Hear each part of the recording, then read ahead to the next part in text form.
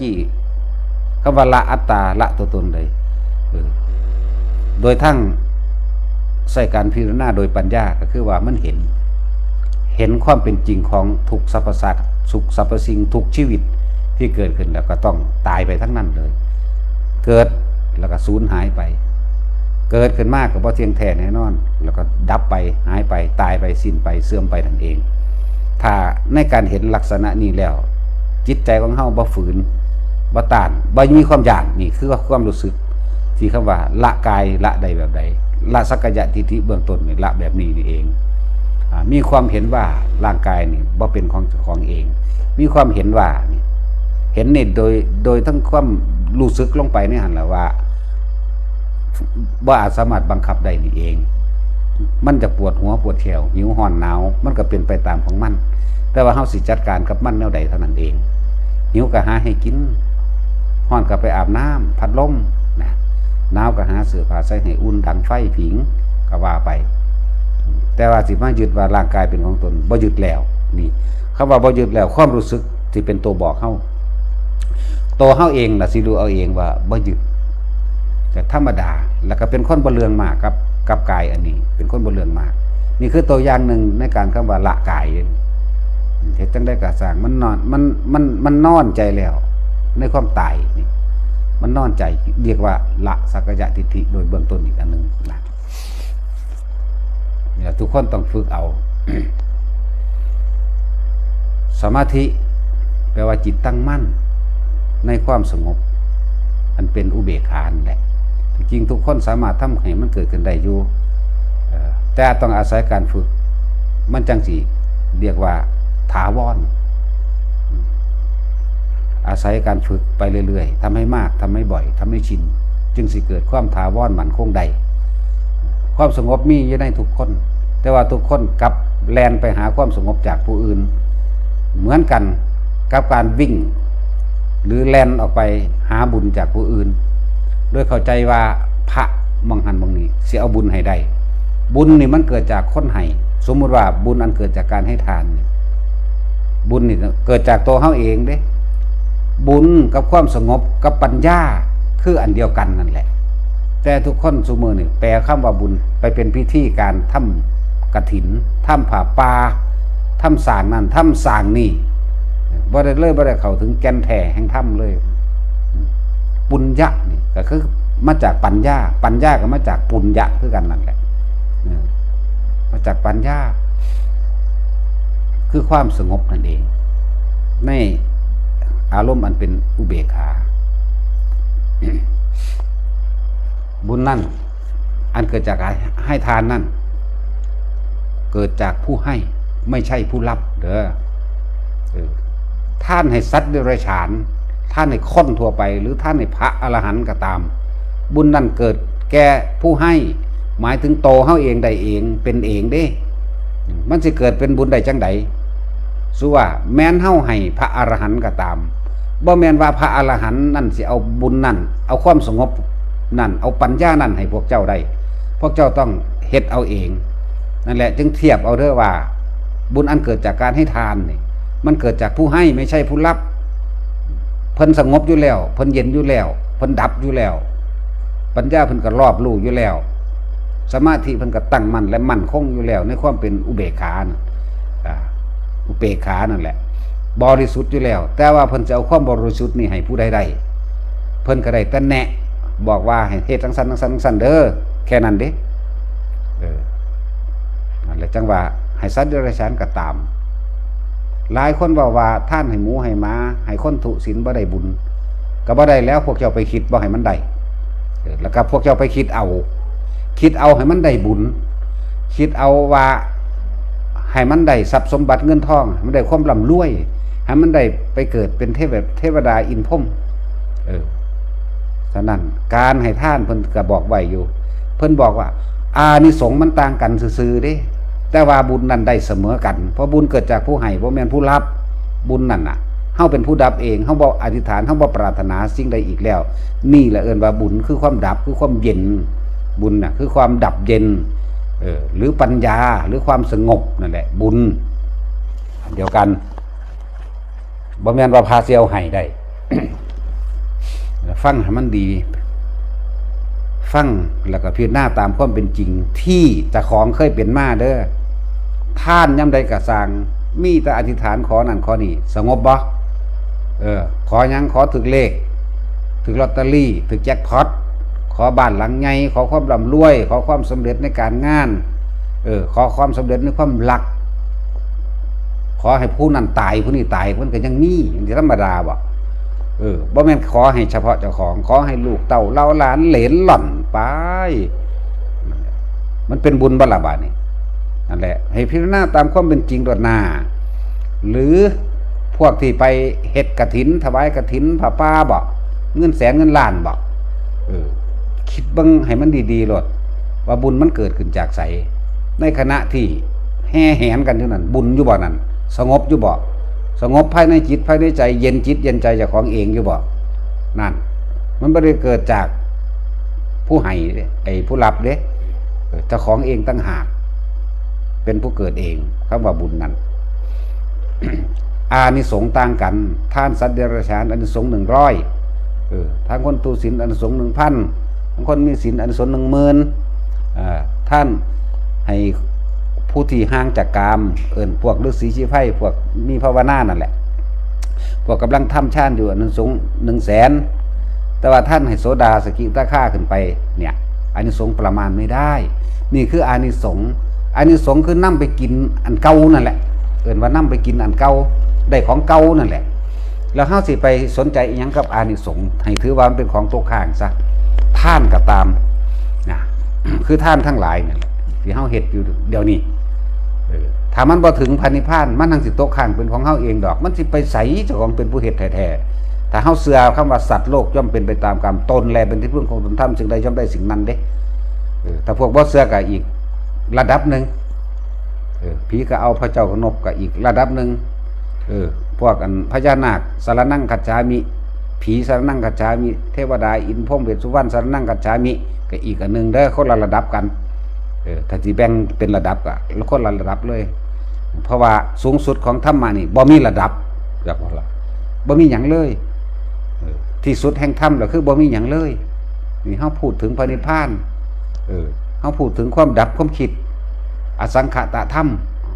เฮาพูดถึงความบ่มีหยังอีกจังว่าฟังให้ดีแล้วเอาไปเทียบเบิ่งทุกๆคนผ่านพบเหตุการณ์โดยประสบการณ์ของเจ้าของคือนะกฐินป่าป่ายุ่งยากน้ำพิมพ์ซ่องยุ่งยากน้ำสากรรมการยุ่งยากน้ำแลนไปแจกซ่องยุ่งยากน้ำเหล่าน้ำยาน้ำเครื่องต้อนรับยุ่งยากน้ำหยังหมอร้องหมอล่ำเครื่องดนตรีเครื่องแห่ในขณะที่มีเล่นดนตรีที่แห่เดี๋ยวตีกันฆ่ากันอีกกินเหล้าเมายาอีกใส่บุญมันอยู่หม้องใดวะนั้นมีตั้งแต่กฐินเมากฐินบาปมันแหละกฐินนรกเป็นสั้นผ้าป่าเมาผ้าป่าบาปผ้าป่านรกถ้าเฮ็ดพิธีแบบนั้นเด้ถ้าเฮ็ดพิธีแบบนั้นถ้ามาเรียบๆง่ายๆบ่เป็นหยังอยากถวายผ้ากฐินถือผ้ามาจากพับดีแล้วก็มาเนี่ยขอถวายกฐินแล้วก็แล้วล่ะขอถวายผ้ากฐินผ้าพื้นเดียวเอาเหาะมานั่นแหละกฐินแล้วก็บ่ได้มีความยุ่งยากกับการไปพิมพ์ซ่องบอกบุญกับไผดอกบ่ได้ไปยุ่งยากเลยกับการที่ไปจ้างหนังจ้างหมอลำจ้างมรหสพกันหรือแล้วสิไปกระทึกคือคมยังก็แล้วแต่จิตใจมันน้อมมาแล้วมันเข้าใจถึงดีแล้วนี่ทำกฐินกันนะบ่ได้เกี่ยวกับเงินเด้อคำว่ากฐินนั่นน่ะเกี่ยวกับผ้าผืนเดียวก็พอแล้วบ่ต้องมีหยังมากสบงกีวร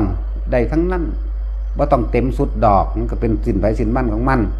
นี่แหละแค่นั้นโอ้มื้อนี้มีศรัทธาในการจากนี้เลยพระท่านถวายกฐินวัดนั้นคณะไปโลดแต่ของกันนึกเอาอธิษฐานเอาในหั่นแหละเพิ่นจะเอาไปเฮ็ดบ่เฮ็ดเพิ่นก็ฮู้อยู่ของเพิ่นนั่นแหละบ่ต้องไปจัดยิ่งใหญ่โตวันที่เท่านี้กฐินวันที่เท่านั้นมีมหรสพครบงานบ่แม่นแบบนั้นไปโลดเฮ็ดไปจังซั่นตั้งจิตตั้งใจข้าพเจ้าเนี่ยขอถวายผ้าอันเป็นกฐินนี่เพื่อประดับไว้ในพุทธศาสนาสาธุพอแล้วท ถ้าสิอธิษฐานว่าขอบุญนี้จงเป็นปัจจัยข้าพเจ้าถึงซึ่งพระนิพพานในปัจจุบันณชาติเถิดโลดเอาซ้ำนี่พอแล้วบ่ต้องไปขอให้เป็นเจ้านายบ่ต้องไปขอให้เป็นเศรษฐีมหาเศรษฐีบ่ต้องไปขอให้เป็นเทพดาอินทร์พรหมดอกนั่นแหละจังว่าคนส่วนมากบ่เข้าใจเอาความสนุกสนานให้ห้าได้ว่าเป็นบุญมันบ่ได้สนุกได้บางซุมื้อนี่มีแต่ฆ่ากันกับฆ่ากันนั่นจังว่า คำว่าบุญคำว่าสงบคำว่าอุเบกขาคำว่าปัญญารอบรู้ต่างๆอันเดียวกันเด้อมันลงในร่วมมาที่ในใจของเฮาเป็นความรู้สึกเดียวกันนะเป็นความรู้สึกเดียวกันนั่นเป็นทรัพย์เป็นวาทกรรมในการแสดงสู่การกระทำหรือสื่อดอกอันการแสดงธรรมการบอกแนวทางส่วนมากพากันสอนกันให้ถ้าเจ้าท่านนั่นเจ้าสิได้นั่นเจ้าสิได้เป็นนี่นะท่านอันนี้สิได้เป็นเศรษฐีท่านอันนี้สิเป็นจักรพรรดิท่านอันนี้สิไปสวรรค์สั้นนั่นสั้นนี่เฮ็ดอันนี้สิได้เป็นพรหมเกิดมาธาตุใดสัตว์ใดพวกเจ้าก็บ่อึดอยู่อึดกินเด้ออึดแล้วบ่อึดก็สร้างแม่นเพิ่นหยังมันก็เกิดมาทุกข์คือเก่าอยู่นะว่าล่ะอันนั้นมันเฮ็ดเพื่อเจ้าของท่านละสาธุเด้อขออันนี้ข้าพเจ้าไปเกิดเทพเทวดาสวรรค์สั้นนั่นสั้นนี่ก็ว่าไปเกิดมาพบใดศาสตร์ใดก็สร้างขอให้เป็นเจ้าฝ่ามหากษัตริย์จักรพรรดิผู้ยิ่งใหญ่คำว่าบ่มีจงจะไปบังเกิดกับข้าพเจ้าเบิ่งนั่นน่ะเห็นบ่ล่ะมันก็ยังมาเกิดทุกข์อยู่คือเก่าอยู่ท่านเพื่อเจ้าของเด้มันเหมือนท่านให้ผู้อื่นถ้าอยากรู้ว่ามันมีคุณค่าหรือมีคุณค่าจงทำเพื่อผู้อื่นเถอะทำเพื่อผู้อื่นโลดศีลก็คือการรักษาผู้อื่นท่านก็ให้ผู้อื่นแล้วจะจากหูจากคุณค่าของตนนั่นนะจงทำเพื่อคนอื่นจะมาทำเพื่อตัวของถ้าทำเพื่อเจ้าของอยู่มันก็สิไปมีคุณค่าอย่างก็เที่ยวเวียนว่ายตายเกิดจุดกินของเก่ากินของเก่ากินจากของท่านของเองนั่นแหละ จงท่านเพื่อการดับทุกข์เสียอย่าท่านเพื่อการทนทุกข์ศีลก็คือการรักษาผู้อื่นนั่นแหละนั่งย้อนมาหาเจ้าของเองเนคขมมะคือการภาวนาก็คือการเห็นความฟุ้งซ่านของใจเจ้าของเองถ้าไม่เกิดความสงบได้หรือสมาธินั่นแหละเป็นบ่อของปัญญาปัญญาแปลว่ารอบรู้ปัญญาแปลว่าว่างคือมันเห็นทุกสิ่งทุกอย่างดับมันก็ว่างของมันเองนั่นความสงบอยู่น้ำเฮ้าบ่ต้องไปแล่นหาไผแล้วทุกคนที่ได้หนังสือไปแล้วส่วนมากมันบ่ได้ศึกษาจริงๆจังๆแล้วก็บ่เฮ็ดเอาเด้ถ้ามาถามเอาแต่ผลมันก็เพิ่นมันก็ยังว่ามันเอาให้กันบ่ได้เพิ่นก็ได้แต่บอกเฮ็ดแบบนี้เด้อตามนี้เด้อน้อมจิตแบบนี้ทำความรู้สึกแบบนี้ความรู้สึกเกิดขึ้นแบบนี้เด้ออาการมันเป็นแบบนั้นแบบนี้เด้อนั่น หลักสูตรสั้นๆถ้าทุกคนทำความเข้าใจได้แล้วปฏิบัติตามนั้นเถอะนาในวิธีสมาธิรักษาโรคหรือการจับจุดอุณาโลมนั่นแหละในหนังสือนั่นแหละหน้าที่เราได้ก็ชื่อว่าได้ล่ะหนังสือที่สวดมนต์ทำวัดเท่านั้นนะหลักสูตรสั้น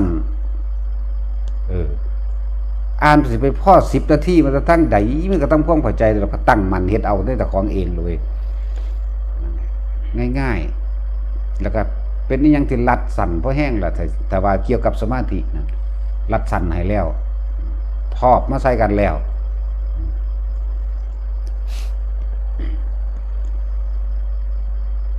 ทำความเข้าใจให้มันดีได้แนวทางแล้วเหลือตั้งแต่การกระทำของเจ้าของเองถ้ามันเป็นไปตามนั้นแล้วมันก็เป็นไปตามที่เพิ่นเขียนไว้นั่นแหละว่าฝึกหัดเอาเฮ็ดเอา เฮ็ดเอามันสิเข้าใจในหันละนาคนที่เฮ็ดเท่านั้นเด้จังสิเข้าถึงจุดนั้นอารมณ์นั้นความรู้สึกนั้นคนอ่านแล้วก็ได้แค่ทฤษฎีไว้แต่เถียงกันแล้วก็ได้บอก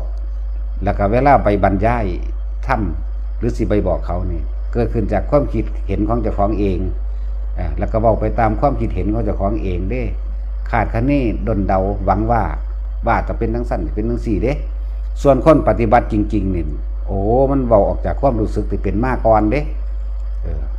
ความรู้สึกเข้าสิเป็นแบบนี้เด้ออาการปิติเป็นแบบนี้เด้อสั้นโยกแบบนี้เด้อแสงสว่างแบบนี้เด้อเป็นแจ้งแกงแบบนี้เด้อเข้าไปสมองแบบนี้เด้อลงไปกลางอกแบบนี้เด้อนั่นเขาเจ้าสิบอกไปตามที่เขาเจ้าเป็นนี่ส่วนมากคนอ่านโดยทฤษฎีแล้วมีแต่การขาดคะเนดนเดาตามความคิดเห็นของเจ้าของเองตามที่อ่านมาตามได้ยินได้ฟังมาเนี่ยตามความพอใจที่อยากเว้าแหละถ้ามันมีความพอใจที่อยากเว้าตรงนั้นถ้าเกิดว่ามีคนมาขัดมาแย่งความคิดเห็นบ่ตรงกันศูนย์ในกันเท่านั้นแหละเนี่ยคนที่ละความโกรธบ่ได้สินำพาผู้อื่นไปนิพพานได้จังได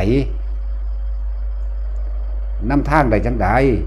เจ้าของบ่เคยผ่านเข้าสู่จุดนั้นได้บ่จักหลุมจักบ่อมังหันบ่จักก้นไม้ภูเขามังหันบ่จักเลี้ยวซ้ายบ่จักเลี้ยวขวามีแต่เว้ารัดเอาคือคนเดินทางไปกรุงเทพนั่นแหละ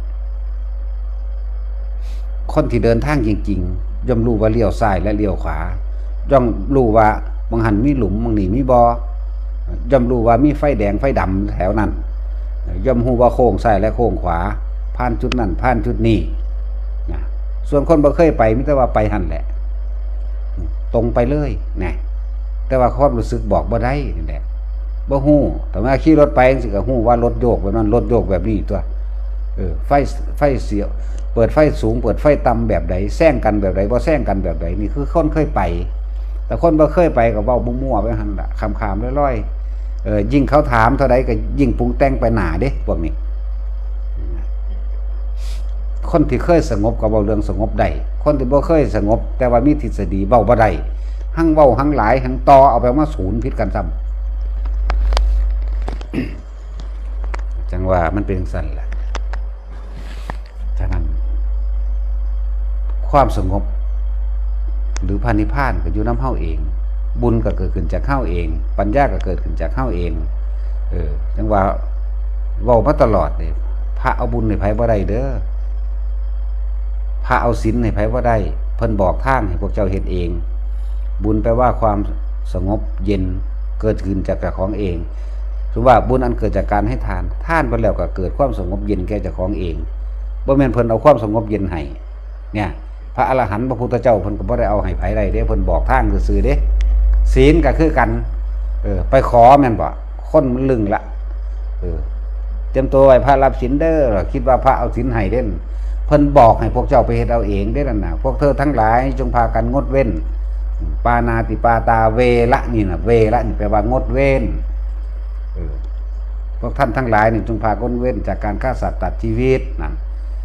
เพราะว่าการฆ่าสัตว์ตัดชีวิตนั่นน่ะจะเฮ็ดให้ตัวพวกเธอทั้งหลายนั่นอายุสั้นพรานตายและเป็นโรคภัยไข้เจ็บต่างๆนานาสารพัดเพิ่นก็ว่าไปพวกท่านทั้งหลายจงงดเว้นจากการลักทรัพย์ของคนผู้อื่นแน่ถ้าลักทรัพย์มาแล้วพวกเธอทั้งหลายก็เป็นคนที่บ่สบายใจได้สิ่งนั่นสิ่งนี้มาแล้วมันอยู่บ่ได้ดอกมันบ่สบายใจดอกนั่นมันก็บอกไปพวกเฮาต้องไปเฮ็ดเอาเองต้องไปย่าขาเอาเองต้องไปย่าไปลักไขเอาเองตัวบ่แม่นว่าเพิ่นบ่ฆ่าให้เพิ่นบ่ลักให้เด้คนละเรื่องกันเลยคนซุมื้อนี้มันเข้าใจหน้าทำความเข้าใจมันกับประสบการณ์ของเจ้าของเองเด้อนั่นแหละจังว่าบ่ว่าสิเป็นบุญบ่ว่าสิเป็นปัญญาบ่ว่าสิเป็นอัปปนาบ่ว่าจะเป็นการคำว่าปล่อยวางมันอันเดียวกันนั่นแหละเว้าคนละศัพท์ซื่อๆที่จริงความรู้สึกเดียวกันออกจากสิ่งเดียวกันเข้าใจไว้ยายนวลจันทร์ตั้งแต่กี้ว่าตั้งแต่เขาอันมาแถลงหยังหอบไปน้ำเขาแม่นบ่เขาย่องว่าเจ้าเป็นคนมีบุญบารมีหลายเนาะดีใจแฮ่ๆอยู่หั่นน่ะแม่นบ่ท่านแม่ว่าล่ะฝ้าวปึงปังปึงฟังเขาย่องเขาได้ทั้งตาเบิกขึ้นย่องเจ้าของเองตื่มอีกทีนึงเด้โอ้ยอยู่หั่นข่อยก็เฮ็ดเด้อยู่หั่นข่อยก็เฮ็ดเฮ็ดเลยว่ะเนาะก็จังซั่นแล้วมันฮ้อนอันนั้นไม่ใช่ก็ล่ะ มันฮ้อนมันร้อนมันล้นมันกังวลย่านเขาบ่รู้ว่าเจ้าของเฮ็ดบางหันบางนี้บ่คือเฮ็ดอยู่บางนี้เด้เนาะเฮ็ดแล้วมาอ้างข่อยด่าซ้ำเด้อ้างดูเขาข่อยอะไรเอาหนีซะ เป็นสั่นเด้มันต้องดับ ความปรารถนาของเจ้าของมันเป็นให้เราเลี้ยวไป หรือว่าเจ้าสิไปหวังผลเกิดศาสนาไปรวยอยู่ศาสนาอยู่บ่เอาอยู่บ่ยังจะเกิดอยู่บ่แต่บอกกันมันจังสั้นแหละถ้าเราเลี้ยวไปท่านนี่เฮ็ดให้ผู้อื่นนั่นแหละคือการดับทุกข์ของเจ้าของแล้วก็ต้องไปอธิษฐานขอหยังบุญไปมันไปวางได้สงบเย็นนั่นแหละ ให้เข้าใจซะนะท่านก็ถึงพระนิพพานได้เด้มันผู้ใดว่ามันบ่ถึงได้นะเฮาบ่ได้เว้าโดยตำราแต่ว่าก็อาศัยตำราออกมาเป็นหลักฐานทุกคนไปสืบหาเบิ่งเอาท่านเป็นเครื่องประดับจิตท่านได้เกิดความรู้สึกปลื้มจิตปลื้มใจอยู่เฉพาะเจ้าของเองท่านเป็นการเสียสละออกตัดขาดออกจากความมีความเป็นโดยการไม่อธิษฐานขอสิ่งใดท่านเป็นการทำประโยชน์ให้กับบุคคลผู้อื่นจากว่าล่ะท่านนี่มีผลสูงส่วนตายแล้วนี่ในตัวนี้คนท่านที่ปรารถนาแสดงว่ามันท่านโดยราคะมันบอกยังจากได้นั่นยังจะเป็นนี่นะว่าแต่คนท่านที่บ่มีความอธิษฐานและปรารถนาสิ่งใดอีกเลยนั่นน่ะมันจบแล้วมันสินิ่งๆมันสิปลื้มเฉพาะเจ้าของเองบุคคลที่มีจิตปลื้มอยู่ลักษณะนี้ไปเกิดเป็นพวกพรหมพรหมกายิกาพวกนี้สีร้อยอยู่แต่ก่อนตายจากพรหมกายิกาแล้วขึ้นสู่สุทธาวาสเลยคนละสุทัสสาสุทัสสีอาการนิสกาไล่ขึ้นไปเลยบาดนี้ว่าต้องลงมาเกิดอีกเข้าใจบ่เข้าใจแล้วว่าเคยเห็นพรหมจักเทื่อเนาะ คือว่าแล้วว่าถ้าสิถามผู้ใดเข้าใจว่าเว้าผู้เดียวอีกคือเก่าล่ะจักหน่อยก็ศูนย์บ่มีผู้ใดตอบด่าคนอีก ก็เลี้ยวหาพระคือกันพระกันสิ่งตามมาเบิ่งเด้โอ้ยถามกูจะรอดหันหนีหันเอียงอายๆเด้แต่เฮาเลี้ยวไปไผฮื้อจังสิไปแล้วคือกันจะไปจังซั่นล่ะถามคนทั้งนั้นก็คือกันบัดนี้ทั้งแล้วซาดถามคนก็เลยตะพระก็แล้วซาดแล้ว มันเป็นจังซั่นพอได้จากลูกขึ้นไปถามเบิ่งตัวเจ้าคือได้เป็นพรหมมาจังซี่นะบ่เขาก็เว้าตัวเขาบ่เคยท่านเพื่อว่าเขาสิปรารถนาขออีหยังจักเทื่อเด้นี่เขาก็เว้าตอบให้ฟังอยู่แม่แล้วอันคนก็ถามว่ารู้ได้ยังไงมึงเฮ็ดแบบนี้ให้มันได้สักก่อนเถอะนะรู้ได้ยังไงเนาะบ่แม่นคิดเอาเว้ยจังซั่นแล้วอายุมันเท่าใดนี่อายุมันเป็นกลับพุ่นเด้ตายจากตัวนี้ไปแล้วขึ้นไปพุ่นอายุพุ่นทั้งหลายถ้ามันไปฮอดอนาคามีแล้วก็สร้างแม่มึงนะมันทั้งสิบรรลุเอาเองดอกเนาะ มันสิคอยอุปหัจจะไปเอาเองปรินิพพายี่ขึ้นไปเอาเองดอกหน้าอุทังคโตโสก็สิ้นไปเลยเท่านั้นตัวเบิดความปรารถนาเบิดว่าเป็นจังซั่นเลยแต่ว่าก็เว้าไปซื่อๆแล้วจังจะคนดอกอีหยังบุอุปหัจจะอีหยังบุอุทังคโตโสเนาะมีแต่สิศูนย์ใส่คนเดี๋ยวทำเรายังขึ้นมานั่นแหละแต่ว่านี่คือท่านเพื่อการพ้นทุกข์ท่านจะอธิษฐานขอนั่นขอนี้อธิษฐานกับแปลมันถืออธิษฐานแปลว่าตั้งใจมุ่งมั่นสู่จุดหมายที่ปรารถนาได้อธิษฐานให้ไปแล้วยังบ่แล้วเด้ออันพวกท่านแล้วก็ไปขอเอานั่นขอเอานี่แลกอันนั้นแลกอันนี้พระเยซูเจ้าเคยขออันนั้นขอนี่บ่ตะกี้ติขอให้ได้พบกันทุกภพชาติไปบ่กับฮิปโป พูดโอ้ยขี้ไรตอนแรกไปปิดตา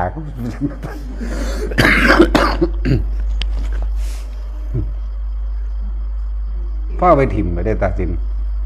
จะเอาใส่ล่อแม้ไปท่านก้นไหมรอบมันอยู่หันแหละสี่มันก็หักออกขางหนึ่งมัดเกี่ยวใส่ไว้แล้วก็บ่มีล่มอันนี้อยู่ดึบดึงไปฮะก็นั่นแล้วอาจจะวางสั่นแล้วเขาสิด่าเจ้าพร้อมเนาะ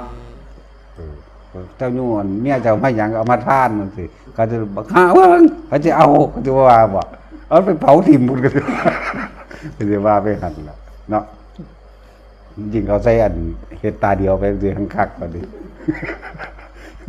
เดี๋ยวเบิ่งได้ไปหยังมันตะอยากหัวคือหยังยิ้มออกกวนฮิปโปยิ้มเรื่องท่านล่ะอันนี้ท่านเป็นการดับทุกข์อีหลีเด้ท่านอันนี้แต่ศีลเนาะ ท่านเมียนี่ดับทุกข์เด้โอ้ยจนกูลงแล้วเด้ แต่ว่ามันสิบ่มีผู้เอาติโอ้ยจนกูลงเด้เขาเอาไปแล้วเนาะโอ้ยแบบนั้นไผสิเอาเนาะถึงขั้นล่ะที่ท่านดับทุกข์ของแท้แต่แรกคุเขาก็สิเอาบ่พูดแล้วทั้งสั้นแหละทำความเข้าใจให้ดีเด้อพวกฟังอยู่เดี๋ยวนี้ก็ได้พวกที่ได้หนังสือไปแล้วอ่านทำให้ความเข้าใจในหลักการแต่ว่าผู้ใดจับจุดอุณโลมเป็นแล้วทิ่มหลักการบ่ต้องทำตามหลักการแล้วก็ซ่อมแล้วก็สังเกตประสบการณ์สังเกตความรู้สึกต่างๆที่มันเกิดขึ้นผู้ใดจับจุดอุณโลมได้แล้วให้สังเกตอาการต่างๆที่มันสิเกิดขึ้นแก้หรือควรสิทำไปแบบใดมันก็มีในหันมีในหลักสูตรสั้นๆนั่นแหละมันก็เป็นไปตามนั้นอีดีนแหละเห็ดมาพอแห้งแล้วจังเขียนลงเด้เห็ดมาพอแห้งแล้วเห็ดเป็นลอยๆพันๆแล้วนั่นแหละมันอยู่ในหน้าใดละ100 กว่านี่แหละไปอ่านเบิ่งเอาหลักสูตรสั้นๆผู้ใดเอามองนี้ก็ได้นะว่าแต่มันถึงนิพพานได้ว่าแต่มันดับทุกข์ได้เอาโลดหน้าสิเป็นผู้ใดสอนก็สร้างมันดอกหน้าเฮ็ดไปเดี๋ยวสิรู้เองดอกหน้ามันอันเดียวกันน่ะจับลมหายใจคือเก่าอยู่ นั่นล่ะตั้งต้นกรรมฐานใหญ่ก็คือฐานที่ตั้งแห่งการกระทำทั้งใจของเฮาเองคือสติปัฏฐาน4คือเก่านั่นแหละสติปัฏฐาน4ก็อันนั่นแหละกายเวทนาจิตธรรมก็อยู่ในหันเองวิปัสสนาญาณเท่าใดก็อยู่ในหันแหละทุกคนไปอ่านพระพวกนี้ก็อ่านสัมบบุประถามน่ะบ่ว่าซั่นอุ้ยจักสิเอาไปหยังเนาะหลวงพี่โทษอ่านแล้วบ่นั่นเห็นบ่ล่ะขนาดนักบวชก็ยังบ่อ่านแม่เนาะสิภาษาหยังกับผู้อื่นแม่ว่าถามน่ะบ่ว่านี่แม่เนี่ยบัดนี้สิถามเอาผมคือเป็นจังซั่นผมคือเป็นจังซี่เด้เนาะอันนี้คือหยังนั่นคือหยังเพิ่นตอบไว้ในหันเบิดแล้วเด้มีเบิดอยู่ในหันแหละหลักสูตรสั้นๆแหละที่เข้าใจเองนะหลวงพี่เฉยเด้ท่านอ่านแล้วบ่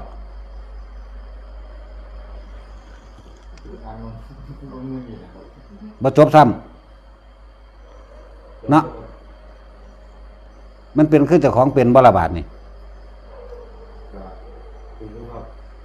ก็นั่นแหละจะมาถามเด้อบัดนี้มันเป็นอยู่ก็เลยไปอ่านเอาเฮ็ดเอาตัว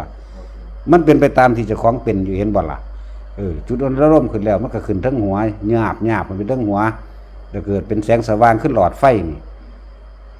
หลอดไฟขาวเด้หลอดไฟนวลๆเด้อยู่กลางหัวกลางสมองนั่นแม่นบ่ล่ะมันเห็นหัวกะโหลกมันเห็นฮอดสมองเจ้าของตัวต่อไปโดยวิธีใดก็อ่านเอาในหันต่อไปโดยวิธีใดเนาะนั่นแหละพิญญาอีหยังภาษาของขี้หมาจังซั่นซื่อเนาะจักได้ตะลิดตะเดชได้ไปเกิดบ่ได้ไปเกิดน้ำเทวทัตบ่ก็จังซั่นแล้ว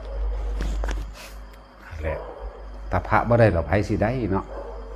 อยากอายเขาได้สู่อีบูดบ่ได้เด้เนาะเห็นเหี่ยมๆนะเวลามันเว้ามาเอาจริงเด้แย่งกับมันนะเดี๋ยวมันทวงเลยเนาะนั่นแหละหลักสูตรสั้นๆทำความเข้าใจในหันแล้วปุ๊บปฏิบัติไปปฏิบัติไปมันจะไปตรงกันดอกครับที่เพิ่นเขียนไว้ปฏิบัติไปโอ้อันนี้กูเป็นแล้วว่างใจแบบนี้ว่างอารมณ์แบบนี้ต่อไปนี่สิเกิดแบบนั้นขึ้นสิเกิดแบบนั้นขึ้นนะเฮ็ดไปมันทั้งสิเอาทั้งโหของมันน่ะ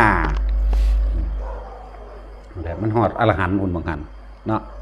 เอาอรหันต์ก่อนจังเอาก็ได้ดอกภาษาฤทธิ์อภิญญาของเล่นซื่อเนาะเฮาบ่อยากได้เลยตั้งแต่กี้อยากเห็นบัดเห็นแล้วบ่คือกูบ่อยากเห็นเด้อบัดนี้รำคาญจังซั่นล่ะมันเป็นธรรมดาเด้การว่าไปเห็นนั่นเห็นนี่เห็นผีเห็นเปรตเขาขอความช่วยเหลือจากเฮาได้บัดนี้เฮาก็เสือกย่านเขาที่บ่ได้รับได้นอนได้แต่ว่างบ่เป็นเนาะน้อยใหญ่ศิลป์เอาฟุตยานนี่แหละบ่เห็นกระยานดอกว่านี่ภาษาถุงยางพัดขึ้นทั้งลมพัดถุงยางซื่อๆกันแล่นขวมทงธรรมดาบ่ ขี่รถผ่านต่อนั่นตะกี้เขาบ้านเอากระสอบไปซุบไว้ เพิ่นกลับไปแล้วเขาเอากระสอบไปซุบไว้บัดนี้โอ้ยธรรมดาบ่ผีบักใหญ่ขาวจูนพูน เฮ็ดไปแต่ว่าถ้าเฮาเข้าใจเฮ็ดอันเดียวเฮ็ดอันใดอันหนึ่งคือกรรมฐาน40อย่างเพิ่นให้เลือกเอาอันหนึงเฮ็ดอันหนึงจนเท่าตายมันทางใดดอกนา จะไปอีหยังมากส่วนมากคนมันอยากได้หลายอุ๊ยอันนี้ดีกว่าอุ๊ยอันนี้ดีกว่าเด้เนาะผู้ใดองค์นี้เพิ่นเว้าแนวนี้อุ๊ยอันนี้ดีกว่าอันนี้ว่าเด้จังซั่นแหละคือเว้าเรื่องพระพุทธเจ้านั่นแหละมาในศาสนาพระโคดมเนาะโอ้สร้างพระพุทธเจ้าองค์นั้นใหญ่กว่าพระโคดมเขาว่าเด้พุทธเจ้าองค์บารมีสูงกว่า16อสงไขยว่าซั่นสงไขยโลดหังเกิดหังอายุยืนหังเจ็บป่วยปวดแล้วก็ทุกข์หลายกว่าเก่าอีกเนาะคือโอ้ศาสนาภาษีอานอายุศาสนาแสนอายุเพิ่น80,000 ปีเด้ว่าซั่นอุ้ยเก่งกว่าพระพุทธเจ้าพระโคดมอีกว่ะเนี่ยเบิ่งดูมันไม่ธรรมดาเด้คนไม่โดดไปหาอะไรที่เก่งกว่านั่นแหละความเป็นตัวตนของเจ้าของเองอัตตาตัวตนที่ว่ารู้จักได้ว่ามันรอไปเกิดนั่นบัดนี้สร้างองค์นั้นไปเอาไปมาสู่องค์ปฐมบ่ได้เด้บัดนี้โอ้ยจังได๋สิไปถึงองค์ปฐมนั่นแหละจังได๋จะไปถึงปานนั้นพุทธเจ้าเกิดมาหลายกว่าเม็ดทรายในทะเลบ่แห้งดอกถึงเป็นของเกิดยากแต่เฮา3,584,392 พระองค์โอ้ยกูก็ถูกบ่แห้งแล้วเนาะยายสินเกิดผ่านมาบ่แห้งแล้วอันนี้เอาบวชนำเด้นี่นะก็บ่เห็นว่าสิพ้นหม่องใดมันนั่งคอหม้ออยู่คือเอาอยู่นี่แหมเนาะ3,584,392 พระพุทธเจ้านี่คือระลึกได้จักบ่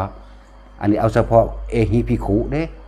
มันก็ยังมาถูกอยู่นี่อยู่ยังมาพาใส่ติ่งแตกอยู่สั่นนี่คือเป็นจังสั่นตัวอันอื่นๆอีกว่าท่านได้บวกซื่อๆเด้บวกอีก5 ล้านกว่าบวกอีกคุณได้ว่าธรรมดาเด้มันเท่าใดอสงไขยแล้วมานับอยู่นี่ปานนั้นเฮาก็ยังโอ้ยบ่จักเป็นหยังอีกแล้วนั่นแหละเป็นสั่นก็นั่นแหละว่าจักไปเห็นทอแต่เห็นสุดยอดก็ไปบ้านนั้นก็บ่แห้งแล้วเฮาสิถือเครื่องหลอกลวงมันเป็นสั่นเครื่องหลอกลวงที่จริงก็ต้องอยากหยังเลยขอให้ตั้งมั่นอยู่ในคำว่าสมาธิหรืออัปปนาสมาธิตัวเดียวได้เนี่ยเอาเถอะนะมันก็ดับในหั่นแหละอีหยังก็ดีภพชาติก็ดับอยู่ในนั่นแหละสมาทานซะสาธุ